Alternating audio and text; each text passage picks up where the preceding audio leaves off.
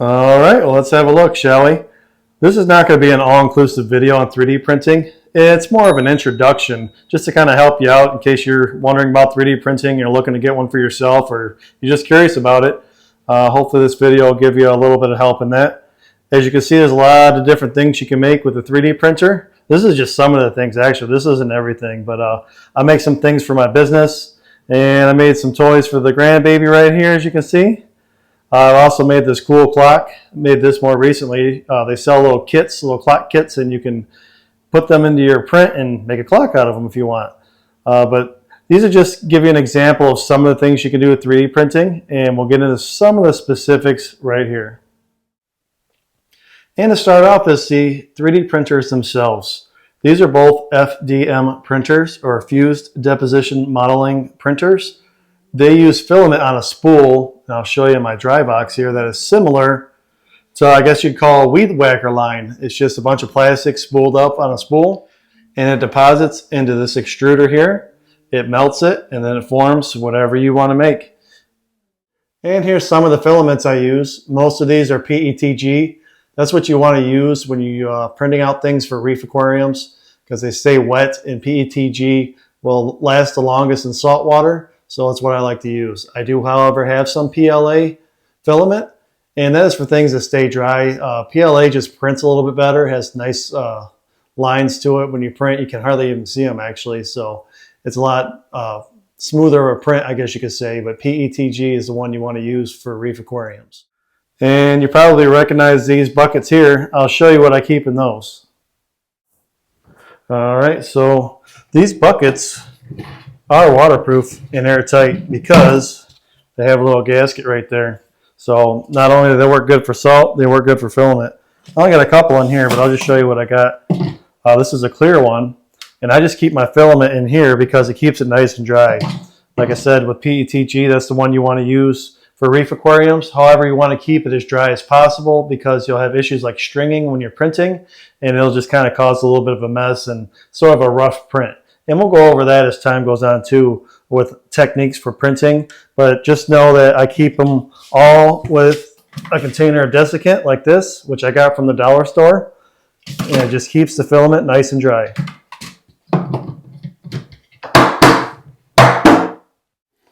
So you may be looking at this box and wondering what this is. This is basically a dry box to keep the filament dry while it's printing. And actually just keeps it dry the whole time it's in there. Because with PETG, you want to keep it dry. And the filament is on an AMS light. It's basically for multicolor. This Bambu Lab can print multicolor. And basically it does it automatically with whatever color spool I put in there. And I put it in the slicer program and it'll come out the color I want. That's how I made things like this that have different colors on them, was by using this AMS here. Now you can do it manually, however, it's a lot more labor intensive and you actually have to babysit the print. But I do like this option and it works really nice. So here are some of the designs that I made and that I printed out. Here's some of the frag racks. These are for my business. I do offer these at trade shows. This design here, I did release on the Bambu Lab community. So if you're on there, you can look for that and print that one out and let me know what you think. This one here is a magnetic frag rack. So you can put it anywhere on the side of your glass. Got a really strong magnet, good for up to a 1/2 inch thick glass. And then I got some little frag racks here. And a mushroom basket. I also designed this myself. And some little mini baskets. These are for frag plugs. Keep your mushrooms and other coral in place. Or if you're fragging them and you want them to attach to a frag plug, you just insert a frag plug in there, put your coral in there in the top, and just put it in your frag rack. And then these are my price plugs for selling at frag swaps. It's a little holder there, but see, it's a little frag plug with a price on it. That's pretty neat. And then here's the little frag racks that go on every purchase. You get one of these from my Frenchie Frags if you're in Southeast Michigan. That's just a little frag rack to keep your corals from bouncing around the cup. And then you can also use it at home. These right here I did not design, but I printed them out just to show you. This one actually is my granddaughter's. I printed this out for her, but you don't have to design everything if you don't want to when you're 3D printing. You can just find stuff like this that's already been designed and just basically hit a button almost and you're printing it. So it's not as hard as it sounds on a lot of things. Same thing goes with this little Eiffel Tower. Somebody else already designed it and they shared it, and you can just print it out. And this clock right here also I made for my business. I just basically hang it in the reef cave now, but it glows with the tank lights. It's just a little cheap movement. They sell them on Amazon, and it worked out real good. I was real happy with that. I just made that the other day. And just to let you know, if you're a eco-conscious person, there is some waste involved with 3D printing. You can limit some of the waste, but just know that inherently it is wasteful, either through what this is called poop here. This is purged filaments. When you change colors, it'll bleed into the next one, so you got to purge different colors through. Also, there's things like failed prints. This is actually, I just dumped this not too long ago, but there's failed prints and then other things too that, you know, you get rid of. About a third of all prints end up in the garbage, so just keep that in mind. But there are things you can do to reuse or recycle. You can recycle filaments if you really want to keep them separate, but it is expensive. They do have equipment that'll do it. However, most people don't do that. So just keep in mind that it can be wasteful, but you can limit it as well. All right, so let's say you got a 3D printer and you're like, what's next? I want to print something.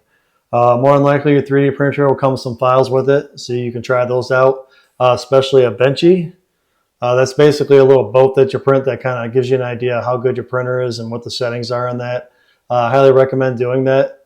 And once you've gotten through all that, the basics of doing a print, you can come to sites like this. This one's called Thingiverse, and this is what you look for STL files, so you can print other things out. So if I want to come here and look for, we'll just say a frag rack. How about that? And we'll see if it comes up. People do upload designs on here.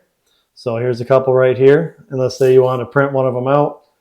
So here's one here. Just know that a lot of these designs, you can't just print them out and sell them, because here is a license for it right here. It says non-commercial, meaning you can't sell it.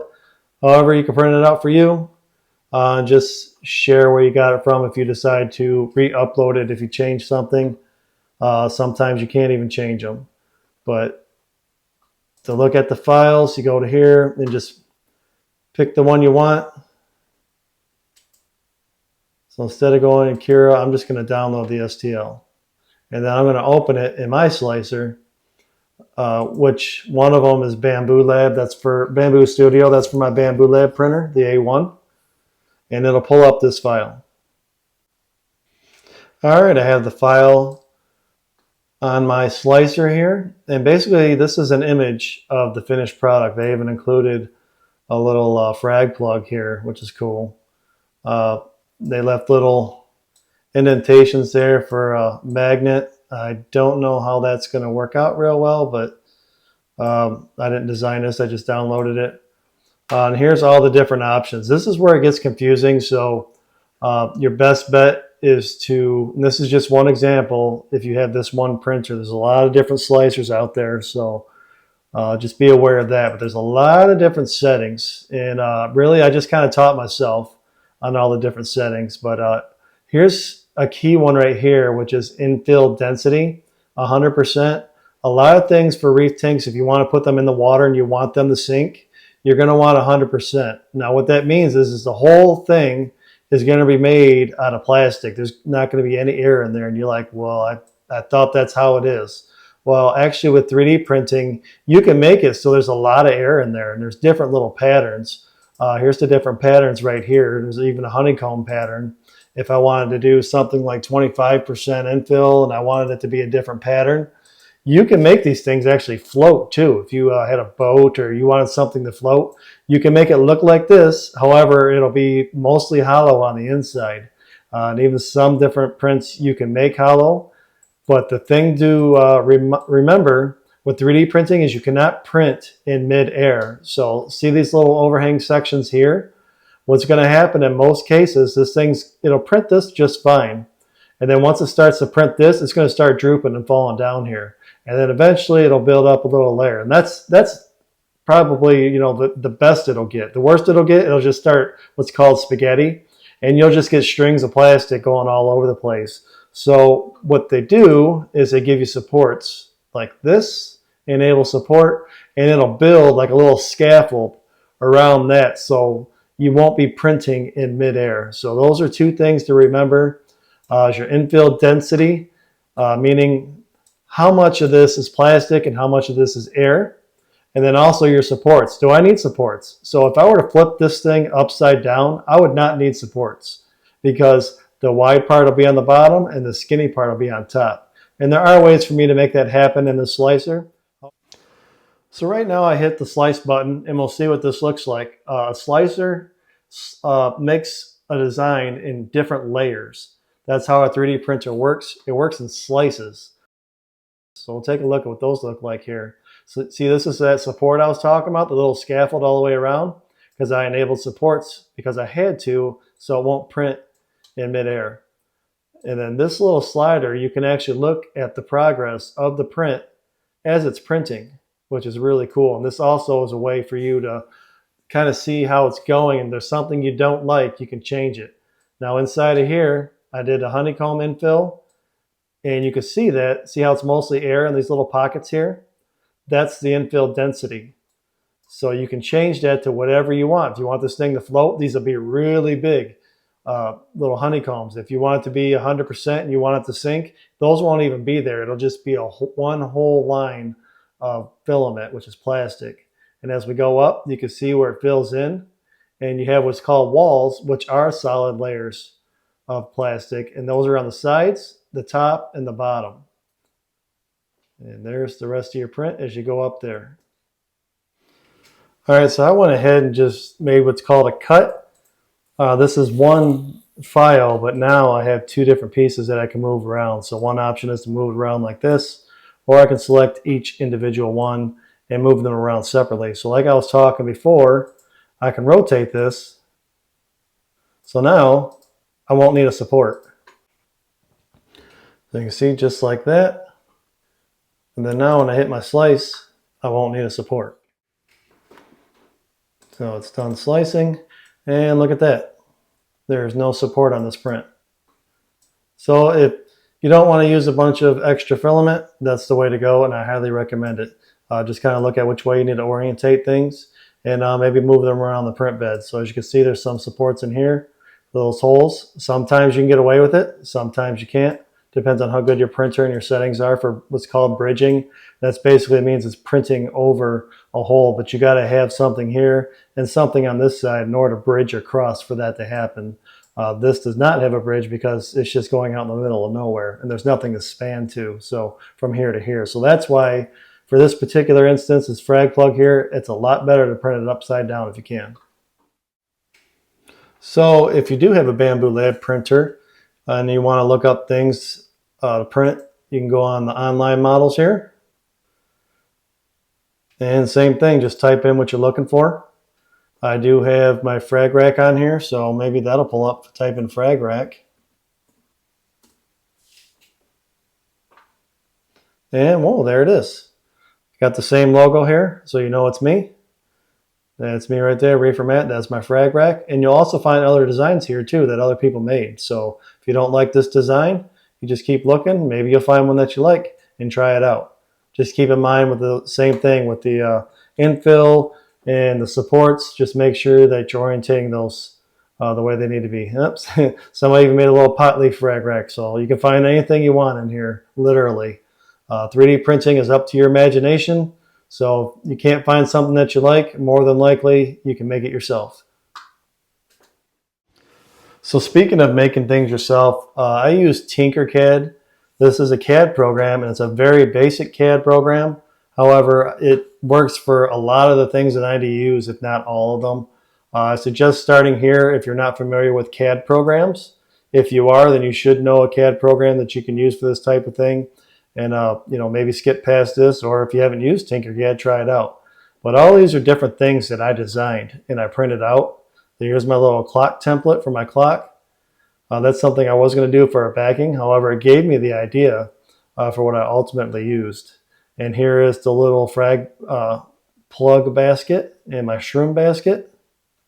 So I'll pull that one up and I'll show you that. And you'll just have the navigation, you'll just have to figure it out, how to use the different mouse buttons and everything else. There are online videos for that, so feel free to watch those.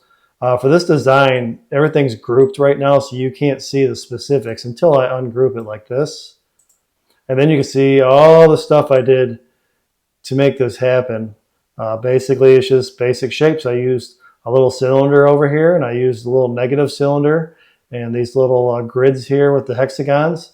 And I made this frag basket. And it took me a few tries to get it the way I like it, to get the right thickness and the right spacing between everything. And it does take some time designing things. There's a lot of trial and error involved. But luckily with the 3D printer, it's not too expensive to change your design. You're just dealing with filament and electricity costs really.